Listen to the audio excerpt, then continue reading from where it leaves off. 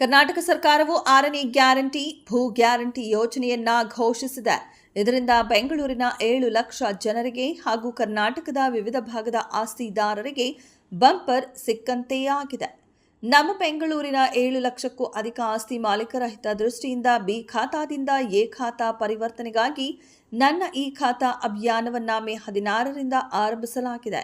ಈ ಯೋಜನೆಯಡಿ ಸಾರ್ವಜನಿಕರು 100 ದಿನಗಳ ಒಳಗಾಗಿ ಅರ್ಜಿ ಸಲ್ಲಿಸಿ ನಿಗದಿತ ಶೇಕಡ 5ರ ಬದಲಿಗೆ ಕೇವಲ ಶೇಕಡ 2ರಷ್ಟು ಮಾರ್ಗಸೂಚಿ ದರ ಪಾವತಿಸಿ ತಮ್ಮ ಆಸ್ತಿಯನ್ನ ಪರಿವರ್ತಿಸಿಕೊಳ್ಳಬಹುದು.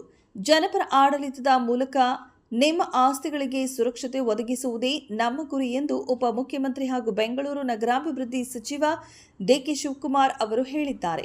ಮೇ 13ರ ಬುಧವಾರ ಗ್ರೇಟರ್ ಬೆಂಗಳೂರು ಪ್ರಾಧಿಕಾರದ ಕೇಂದ್ರ ಕಚೇರಿಯ ಸಮ್ಮೇಳನ ಸಭಾಂಗಣದಲ್ಲಿ ಸರ್ಕಾರದ 6ನೇ ಗ್ಯಾರಂಟಿ, ಭೂ ಗ್ಯಾರಂಟಿ ಹಾಗೂ ಬೆಂಗಳೂರಿಗೆ ಸಂಬಂಧಿಸಿದ ಹಲವಾರು ಅಭಿವೃದ್ಧಿ ಯೋಜನೆಗಳ ಬಗ್ಗೆ ಮಾಧ್ಯಮಗೋಷ್ಠಿಯನ್ನು ಉದ್ದೇಶಿಸಿ ಅವರು ಮಾತನಾಡಿದರು.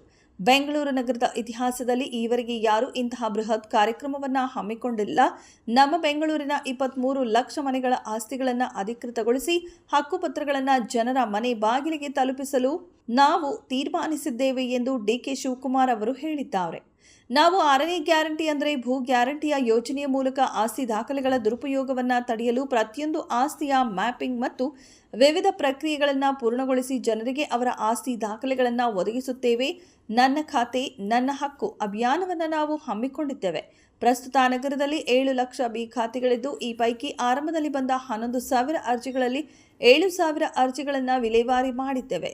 ಈಗ ಈ ಅಭಿಯಾನದ ಮೂಲಕ ಎಲ್ಲ 7 ಲಕ್ಷ ಜನರಿಗೂ ಅನುಕೂಲ ಮಾಡಿಕೊಡುವುದಾಗಿ ನಮ್ಮ ಗುರಿಯಾಗಿದೆ ಎಂದಿದ್ದಾರೆ.